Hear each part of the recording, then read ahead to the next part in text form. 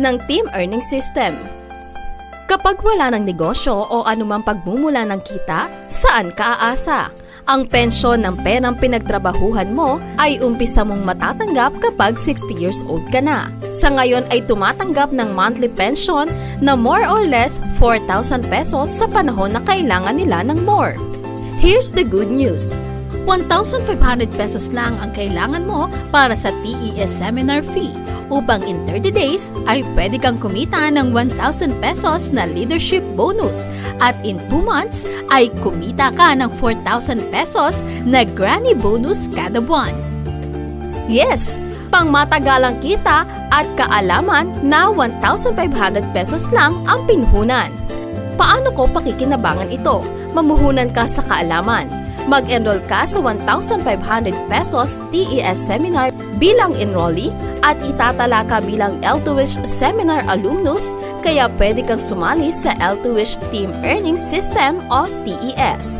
At kumita sa pagtupad mo sa dalawang napakasimpleng steps ng Team Earning System. Sa Step 1, kailangan mo ng 4 na taong may tig 1,500 pesos din para sa TES seminar fee upang makabuo ka ng isang kitaan team at tumanggap ka ng 1,000 pesos na leadership bonus. Pwede kang magbuo ng kahit ilang teams na wala kang nilalabas na pera. 4 ang dapat mong teammates o anak mo sa bawat kitaan team at ikaw ang parent leader.